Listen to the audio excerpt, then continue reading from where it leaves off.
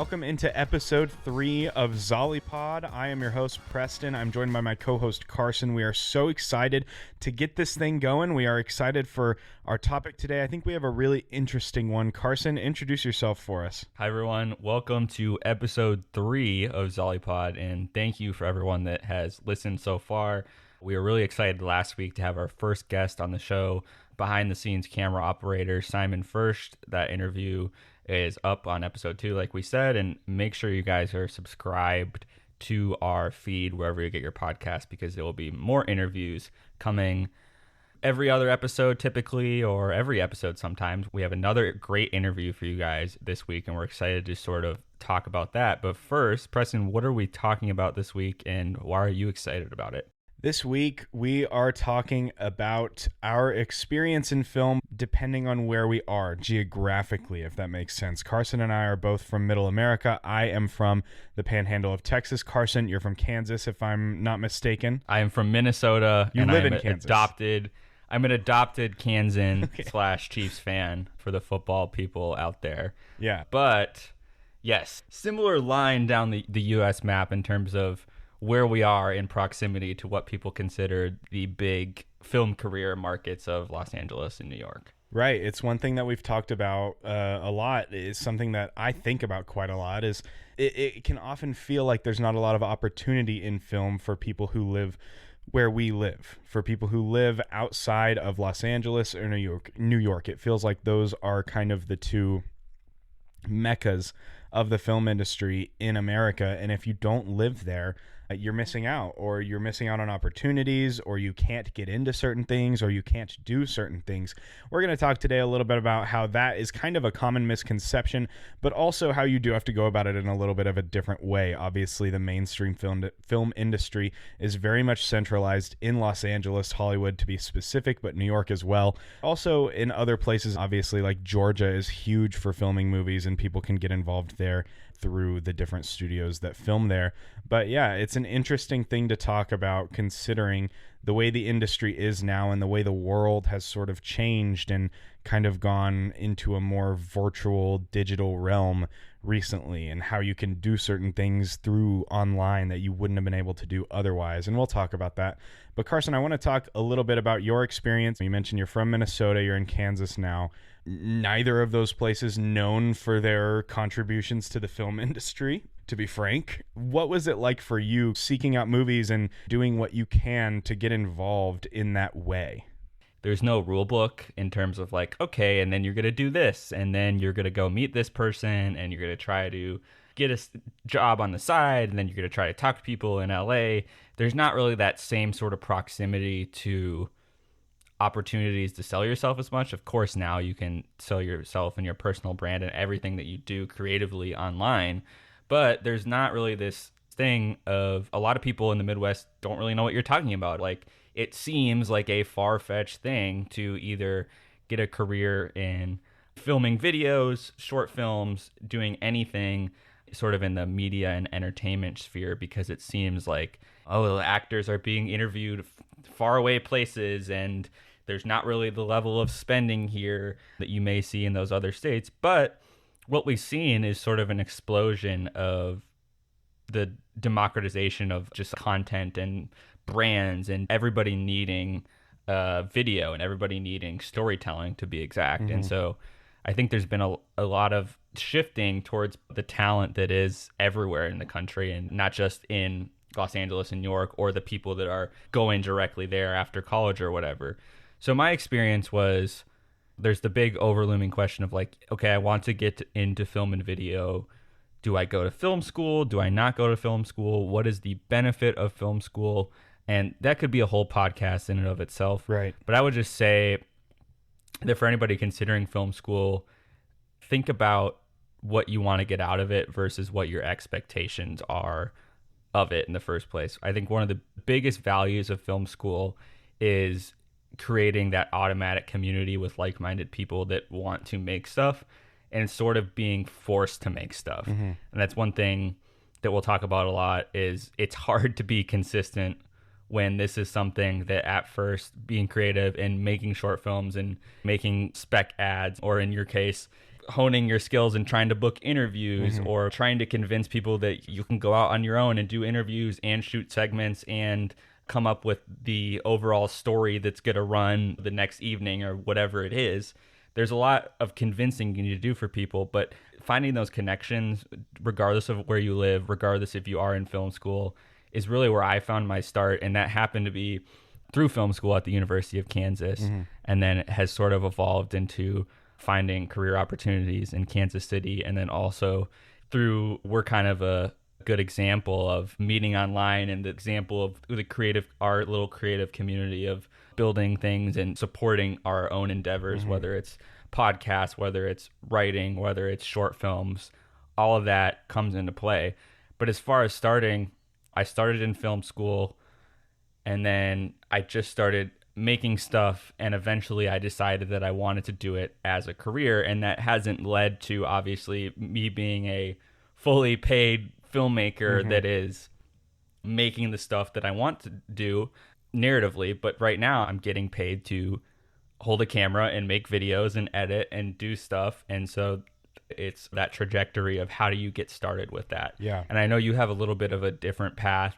Can you talk a little bit about, one, just your interest in journalism, but also how that's blended with your interest in film? And how do you go from last episode of loving The Lion King into doing what you do as a career, and how that's building as you go on? Yeah, that's a very interesting question, an interesting thing to think about. It's something that I've thought about a little bit more and more as I've been doing this longer, is how what I do is, in a way, making short films in a different style, obviously in a journalistic sense in my regard, or even in sports, because I'm a sports reporter, so I have to go out and I have to shoot highlights of games, and I want to make those highlights compelling. I want them to be visually interesting, and I'm still holding a camera. I'm still doing the things that I wanted to do when it comes to telling a story in a visual medium. I'm also going out and filming packages for when I interview people. If I'm filming something about a softball player and she interviews and she talks about certain things about her coach, well, I want to get an interesting shot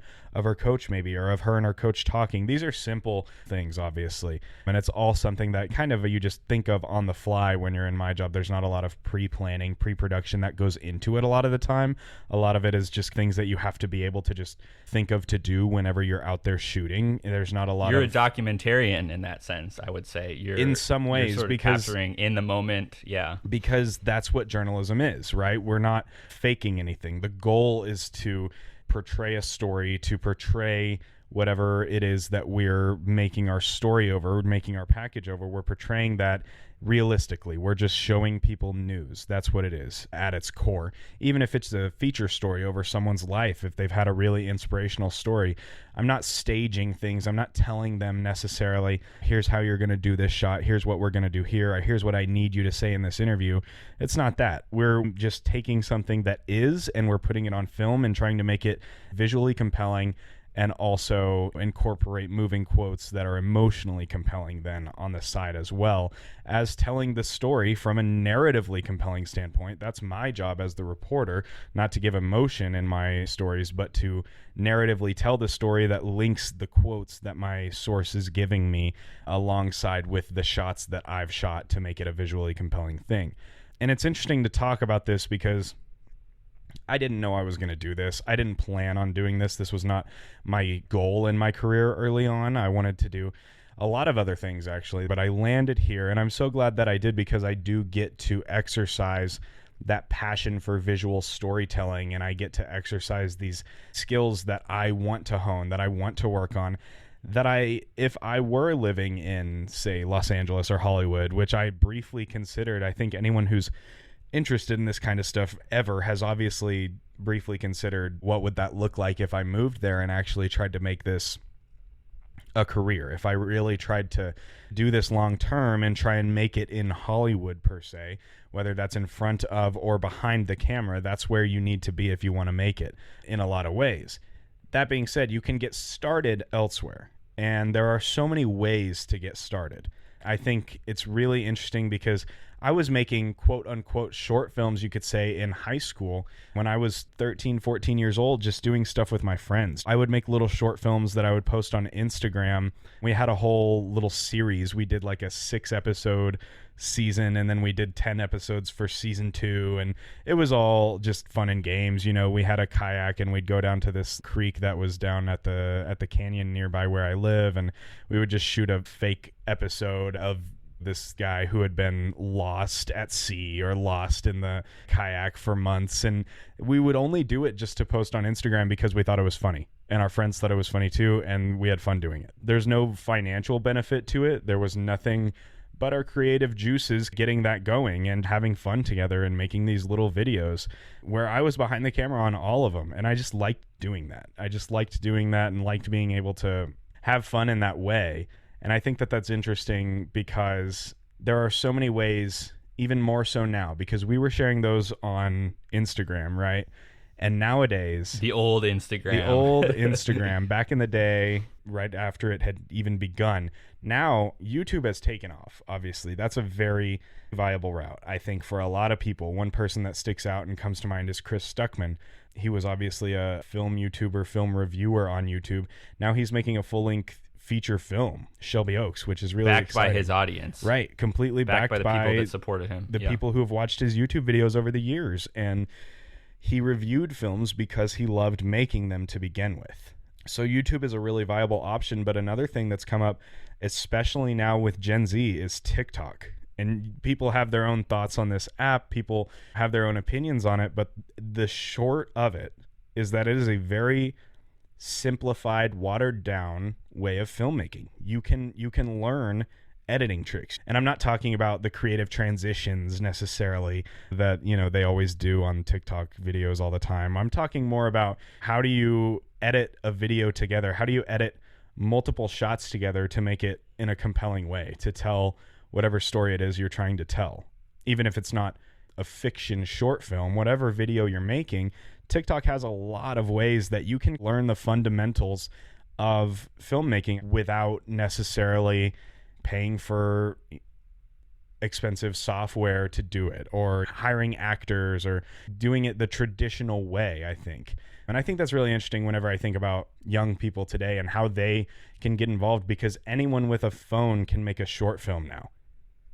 Anyone. I see on TikTok not only people making short films with expensive gear or mid-budget gear and all the way down to iPhones, but also people figuring out the algorithm and saying, what can I make engaging for an audience that's going to blow up a little bit more than just posting said short film to TikTok? So it's either like doing tutorials or behind the scenes, or I follow so many people on TikTok who are like, how I made this shot, how I recreated this shot from Pulp Fiction. People are finding ways to sustain their creativity and get paid by brands and different things that then allows them to go make their full vision and bring it to a film festival or post it on YouTube, but sort of premiere it on YouTube and have a waterfall effect of people's creativity. It's a total different game in terms of the traditional routes that we're used to. It's not just in order to make it, you have to go to Sundance and you have to do this and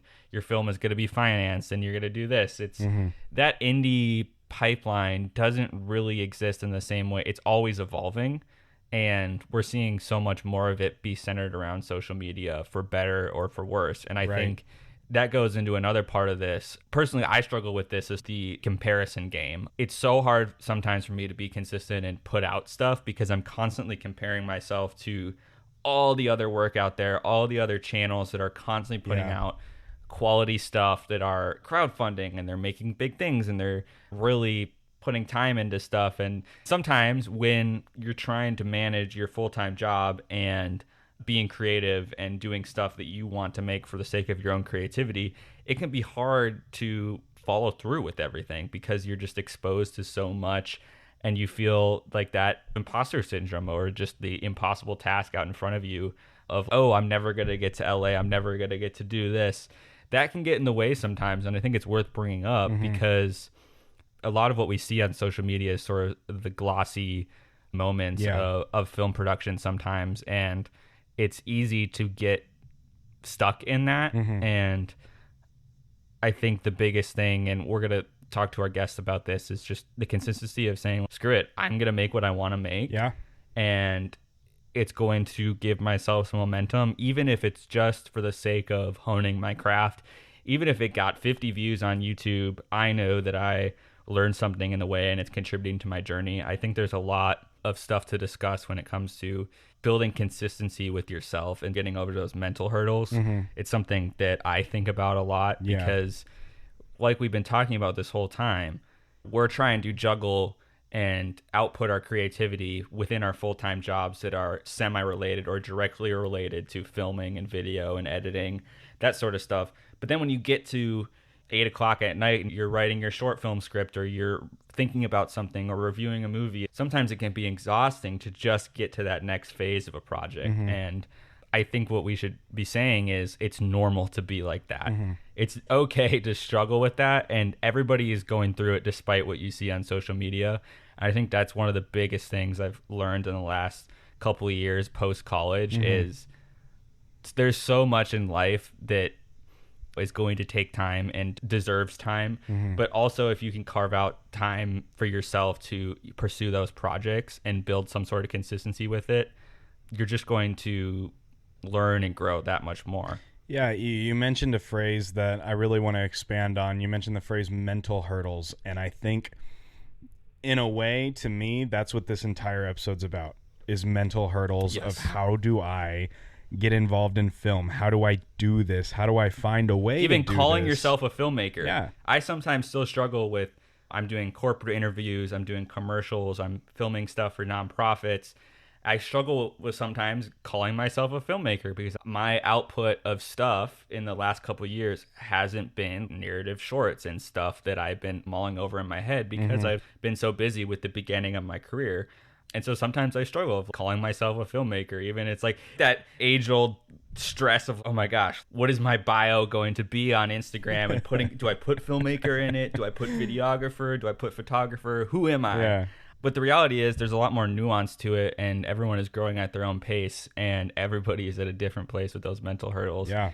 And nobody is immune to it. That's the biggest thing is... And you mentioned imposter syndrome. That's one thing that, especially in my business, in journalism, imposter syndrome is huge. Because everything you do, even if you're not doing broadcast, because in broadcast journalism, obviously, when we make packages, we have to go out and film for our stories, and our stories are about 1 minute and a half, 2-minute short videos, and that's that. Even if you're not doing that kind of journalism, if you're just writing and you're just a print journalist, imposter syndrome is still very real. Because everything everyone in your field does is public. Yes. And everyone is reading everyone's stuff, and everyone is watching everyone's stuff. And you are also watching everyone else's stuff. And the minute you start to think, oh, that's really cool, I can't do that. My stuff isn't like that. I don't have the skills to do that. I don't know how to do that. The minute you start to think that way, you fall behind immediately. And it really can be kind of a cancer when you start to lose that confidence in yourself that you're able to do the things that you want to do regardless of your job, regardless of your geographic location. Again, we've talked so much about being from where we're from and getting involved in movies. I spoke with the entertainment journalist named Sharara Drury, and she works for Variety. If you have social media, definitely go check her out. But I spoke with her one time because I was trying to get into film journalism for a while. I'd done some entertainment journalism a little bit. I was trying to start my career, and for a brief moment, I thought that that might be the route that I take. Obviously, I didn't. But when I was talking to her, I was saying, how do I do this without living in LA or New York? And I was just talking about print journalism covering the entertainment industry. I wasn't talking about making short films. I wasn't talking about getting involved even in the film industry. I was simply talking about a related how industry. Do I cover movies? Yeah, how do I cover movies? How do I even be in this tangentially related industry of film journalism without being in New York or being in Los Angeles? How do you do that? Like, where are the opportunities? How do I even get started? And one thing that she told me, she was like, you don't have to worry about that at all. The way that the industry has gone, especially post-COVID, the way the industry has gone is so digitized. It's just transformed into a virtual industry in so many ways. Yeah. Especially when you're talking about film journalism. I have a friend who lives in Minnesota. She gets screeners for all of the big things. She's still getting advanced screenings of very, very big Disney Plus series and Netflix stuff and big movies that are coming out. She's getting advanced screenings for all this stuff because that's what she covers it. She's written for Variety and The Wrap as well. And that's something that, to me, was very interesting to me whenever I heard Sharare tell me this. Before then, in my mind, I had to be in LA or New York to do anything with film. Yeah. I had to. If I was going to cover it, I had to be there. And my plan at the time was to move to New York to do that. And since realizing that you don't have to be there to do this, it's opened up a whole world to me. It's kind of, in a way, laid the foundation that would eventually become this podcast for me, because I remember when you and I first started talking about doing a podcast, this was months ago at this point. This was back in January, which is crazy to think about. But we talked about it, and I said, what's interesting is that we can bring people on. We can talk to people. We don't have to be two guys talking about movies every other week, because there's a million podcasts like that. There's not a million podcasts that are going to have certain people on the podcast to talk about their experience in movies. And despite the fact that you live in Kansas and that I live in the Texas Panhandle, two very dry places when it comes to the film industry, we can still do that. We can still reach out to people. We can still talk to people who are working on movies. Simon First, when I interviewed him last week, he was in the United Kingdom. You know, it was nighttime for him whenever I interviewed him. It was fully daytime for me. The way the world has gone, it's shrunk so much where anyone can talk to anyone anywhere at any time. And that includes, I will say, the pipeline of bigger studios, bigger people with money finding original creators and giving them a platform. Mm-hmm. I think of the recent success of the horror A24 movie Talk to Me. Mm-hmm. That was two directors making horror shorts on YouTube, and now Talk to Me is rivaling Hereditary as A24's biggest horror film ever in terms of box office. That's crazy. Think about that. You can also think about like Marcel the Show with Shoes On. That was a YouTube series. Yeah. Or David F. Sandberg, who started making horror shorts. He's originally from Sweden, I believe, and then he came over here, and he has a really great YouTube channel called Pony Smasher, if you want to check that out, for just behind the scenes musings about being a filmmaker in today's digital environment. But he went from being a freelance animator to directing horror shorts with his wife on YouTube, to directing Lights Out, to now having multiple horror films under his belt and directing two Shazam movies. Two huge Think movies. About that. Huge IP. Think about that. And people are like, oh, that sort of has dried up a little bit because there's just a saturation of everybody doing that. But if there's not everybody doing that on a consistent basis, there's people putting out short films once every 3 years or whatever everybody's pace is at. A lot of it just comes down to patience, experience, and timing. Mm-hmm. I think a lot of people forget that, and it's easy to get disillusioned by those different things because it's hard to stay consistent. It's hard to constantly put out shorts, constantly write new scripts, have a full-time job. Maybe you have a family. Maybe you're going through something in your life. Maybe you have medical bills, whatever it is. To constantly be creative and stay creative is tough. But I think it's important to reiterate that there is those pipelines. And as long as original creativity exists, people are going to find success in it no matter what. You mentioned how difficult it can be to remain consistent with this stuff. And I think that's huge because when you think about specifically the areas that we live in Middle America, or when you think about internationally across the world, places where maybe it's more rural or places where there may not be a big film industry in certain countries, there are not a lot of ways to make creative narrative films and make that your primary source of income. A lot of times That's impossible because of where you live.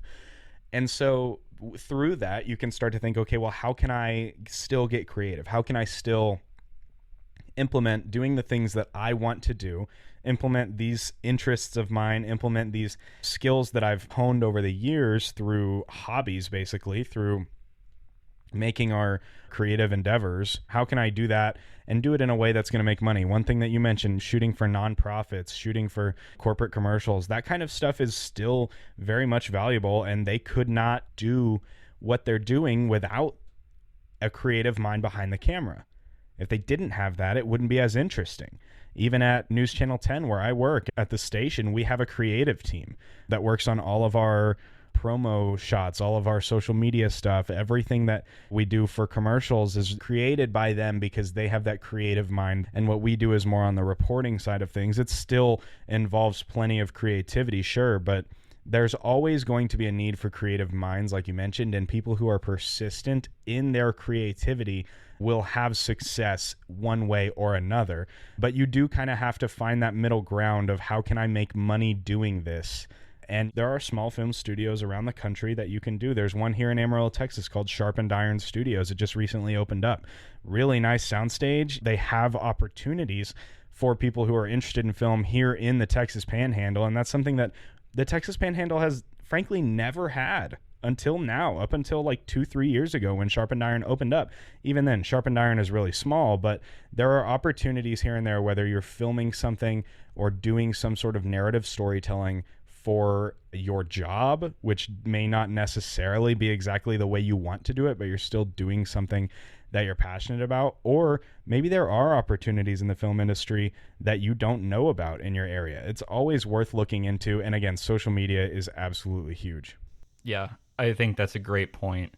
It makes me think about, my parents live in Northwest Arkansas, and there was a film that recently shot at the airport in Bentonville, like a major studio movie.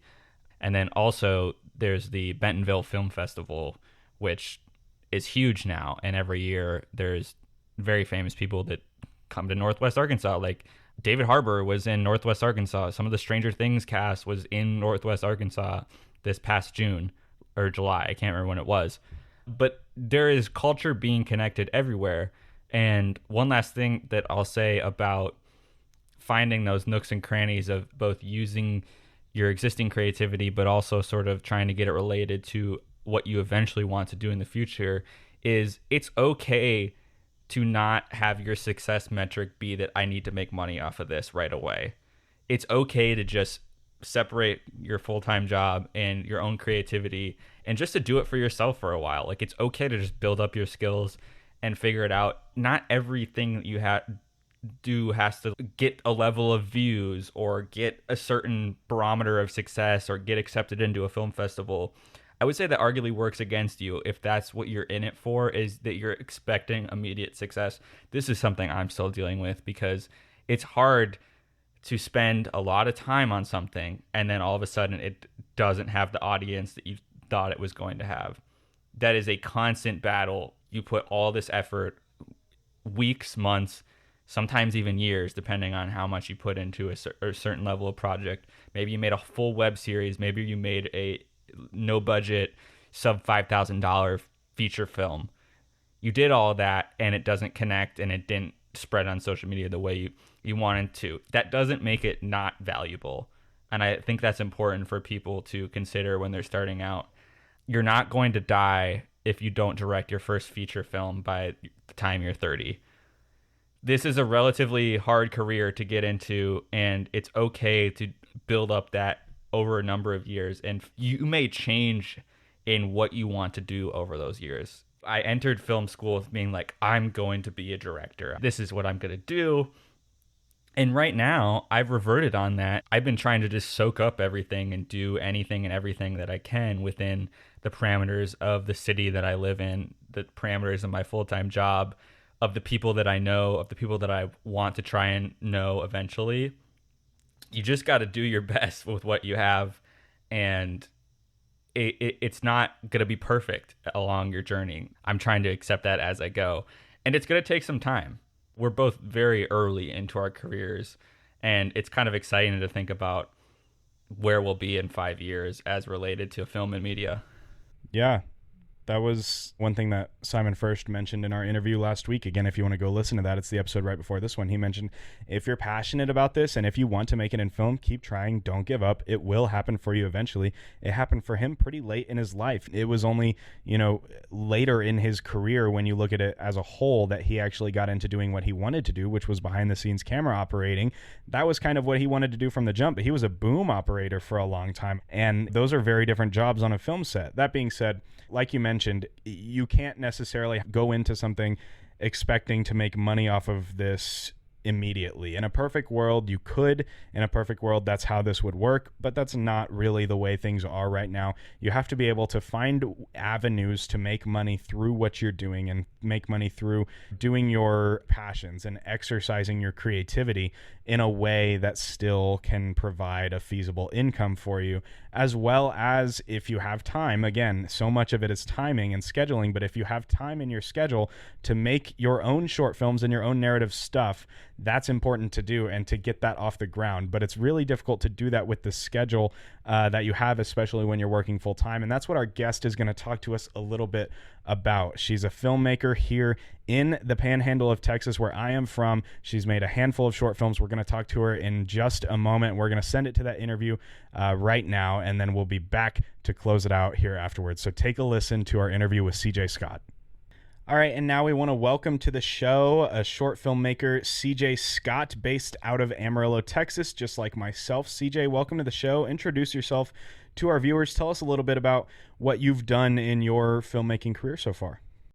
Hi, thank you so much for having me. I really appreciate it. My name is CJ Scott. I am an independent filmmaker from Amarillo, Texas, mostly focused on horror films or mostly short films at the moment, but I am working on a feature, so hopefully going to branch out of that short film section and move on to some big films. Yeah, I mean, that's something that we wanted to talk to you about because you've made a handful of short films. I don't even want to say a few because that would not feel accurate. You've made at least 5 or 6. Tell us a little bit about how you do that, not only how you got into that in this area. The whole topic of this episode really has been how to get involved in film when you're not on one of the coasts, when you're not in LA or New York or in one of these centralized hubs of film, the film industry. So tell us a little bit about how you got into it and also how you are able to make the time to do what you do and still make a living.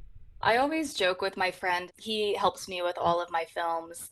I joke with him a lot about how I don't like to have a full-time job or like 9 to 5 all the time. No offense to anybody who does, but I think taking time to focus on my craft and to focus on my work helps me a lot. A lot of times people will just get bogged down with work or focus on whatever else is going on in their life. Maybe they have kids, maybe some stuff just pops up. I like to really make sure I give time to focus on my projects and to focus on bettering myself as a filmmaker.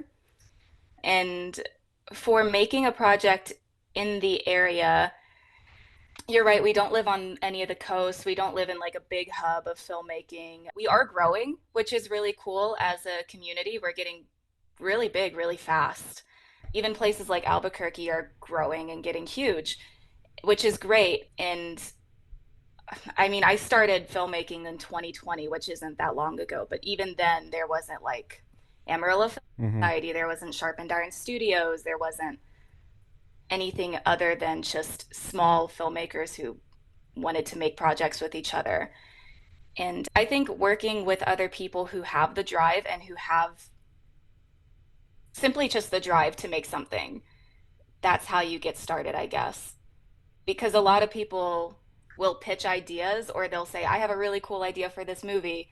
But when you meet up with them, it's like their drive and their passion just kind of dwindles. And you got to find those people that really want to actually put the money where their mouth is, I guess. At least in this area specifically. That's a great point that we sort of brought up, or we started talking about earlier in the episode, was how do you stay consistent? It's so hard to stay consistent and keep putting out projects. And it sounds like you found a great group of friends and a professional network that you can sort of rely on and grow together. Has that been something that you found has kept you going in terms of going on to the next short film and staying inspired and staying creative? Oh yeah. I mean, when I first made my very first short film, it was me, one other friend, and like my really terrible Nikon D3 or D3 2000, whatever. I don't even remember the camera. It was terrible. And my first short film is absolutely god awful. It's on YouTube if anybody wants to check it out.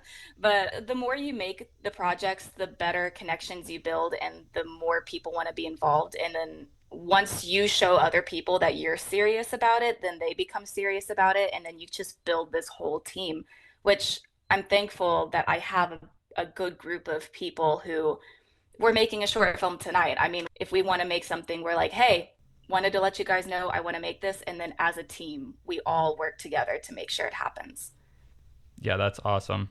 Yeah, I think that that's really interesting to have people who see your passion and they see your interest and they see how much you care about what you're doing, and then they in turn are going to equal that out. They're going to try and, meet you where you're at in that regard. I want to talk a little bit about the feature that you've been working on. Obviously, you've made, like I said, a handful of short films, but you're working on a feature, which is such a different thing. And that's something that I think a lot of people don't understand, is the difference that goes into making a short film versus making a feature. Tell us a little bit about that, and tell us about your feature specifically. Man, well, thank you for asking. My feature is called Whispers. It's been in the works for a couple years now. The funny part about Whispers is that we filmed it back in 2021. We already filmed the entire project. We filmed it in 1 week, no money. Wow. I would say $800 budget. It was terrible. I mean, it was great. It was great, but like we weren't prepared for it in any way. And so we're actually going to refilm it in March of this year with the same crew, same crew, bigger cast, better crew, everything. And working on that feature showed me a lot about filmmaking itself and working with other people and collaborating, and how important it is to not only focus on your storytelling and focus on getting your idea across, but also being a good leader and knowing how to direct a group of people. Yeah, that's something I went through. I shot a feature as a cinematographer a couple summers ago, and it was like the same ragtag scenario. We shot for like 28 days total over the summer, but like everybody's either, oh, this person's at work this day, or this person can't make it to this night shoot. It was a total miscombobulation, but also just a unity of passion for people that wanted to show up and make something. And that's such a unique opportunity that now you've, in a sense, learned the lessons, and now you have a better idea of how you want to actually shoot it again, which I think is super unique. And sort of one of the blessings of being an independent filmmaker is that you can sort of go do that, because you're giving yourself permission to just be like, yeah, we'll shoot it again because I feel like I can more confidently go about it. And that's pretty awesome to hear that you're going to reshoot it and then get it through post-production this time. Yeah, absolutely. Like you said, the passion of the crew and the cast makes the film. And my cast and crew, we filmed at one location, and we stayed at this house almost 24 hours every single day. And my cast, they were in school. They were at WT. They would go to class, they would come back, and then we'd film. We'd stay up till 4 o'clock in the morning. We'd film because we only had a week to film. And it was a horror, and so it was taking place at night. But my crew, it was me and one other person most of the time. We maybe had one other person on set every now and then, but it was me and one other person. And so the cast had to become the crew. And then it was a lot of stress, but also it was a good bonding moment for you and your cast and your crew, I guess. And I'm very excited to do it again with these guys. They're just professionals. They're great people. They really care about the project, which as the director and the writer, it's beautiful to watch people actually care. You know what I mean? Yeah, I mean, that kind of like we were talking about earlier, if you care and if you show your passion for something, people are going to follow suit and they're going to want to help you carry out your vision in that sense. One thing that I also want to talk about is your experience being a woman in film. The elephant in the room is that you're on a podcast with two white guys. So there's a lot of us in the film industry. Tell us a little bit about your experience as it pertains to your identity, and does that matter to you, and do you find ways to portray that through your short films or through also your feature as well?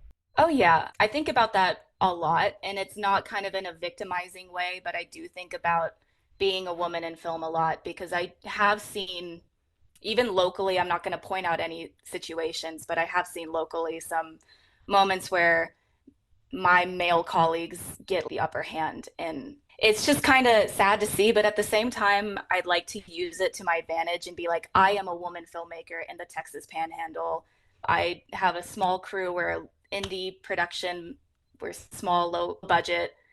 And I like to prove to people that I'm not just some dumb woman with a camera who doesn't know what the hell I'm doing.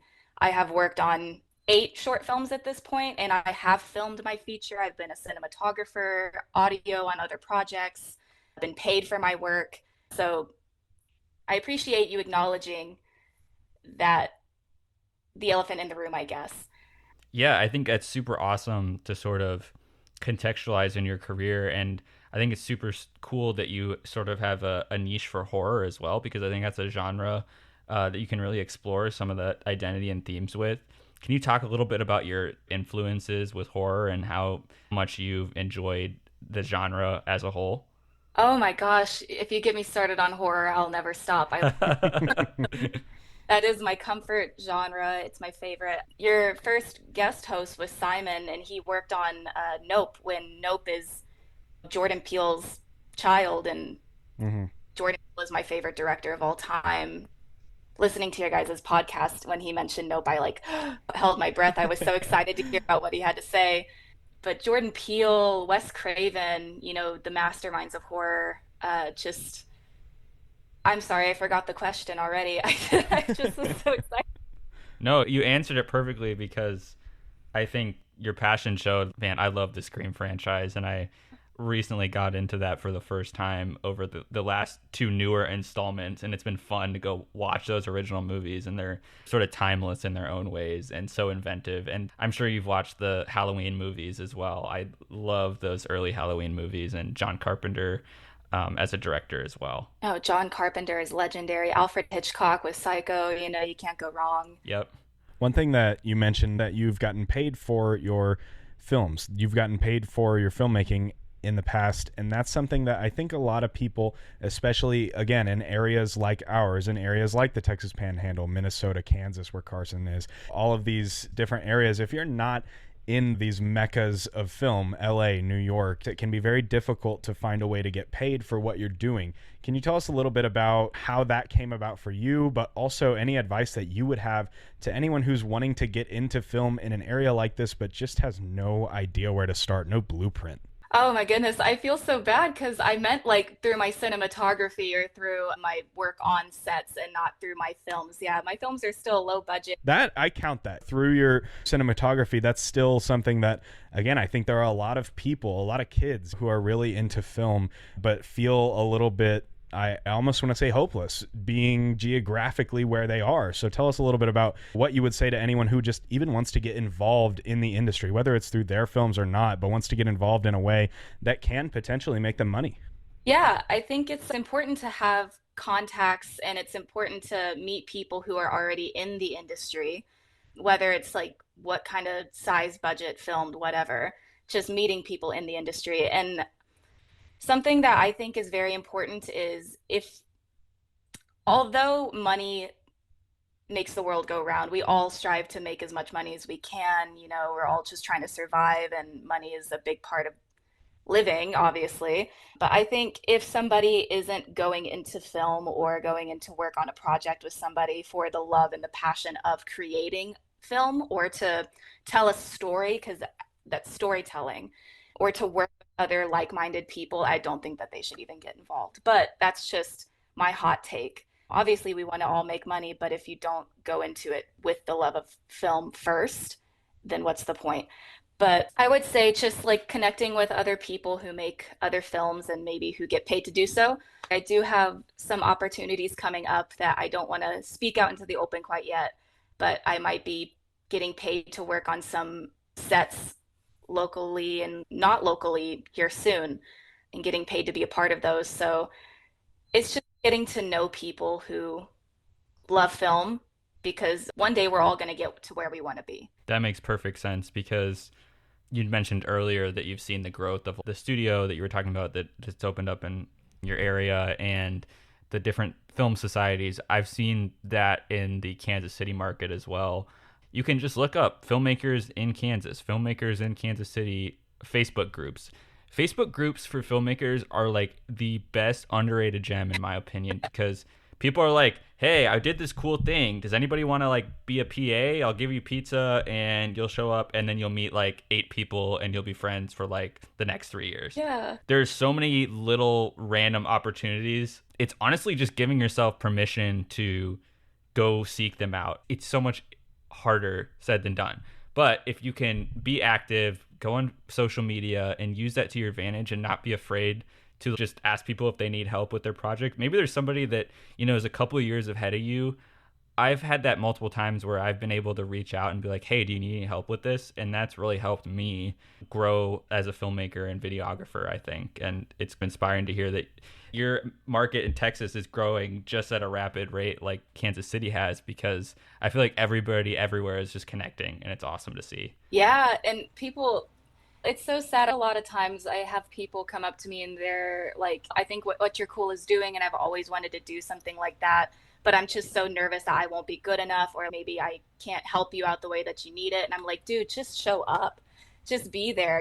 That's half the battle. Yeah. I've had friends just hold a bar light while I'm filming, and that's their name is in the credits and they're a part of my team, and I call them back to help me with other projects, and then we have a little group and it's really awesome. And you meet other cool people, and like I said earlier, if you pitch your idea, we all work to make it happen. And so it's just about putting yourself out there to meet other people, like you said.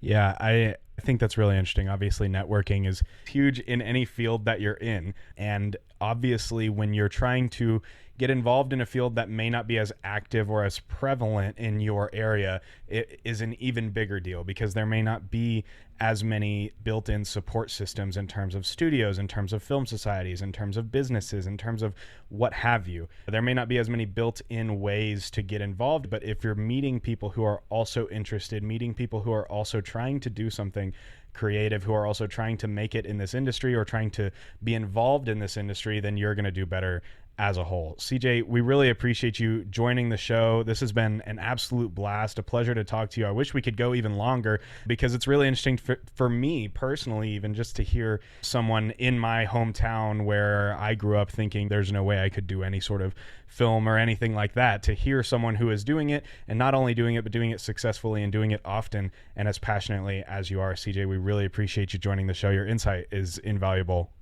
Thank you so much for having me. You two were wonderful to talk to, and I appreciate this opportunity. It's very sweet. Thank you for coming on. We really appreciate it.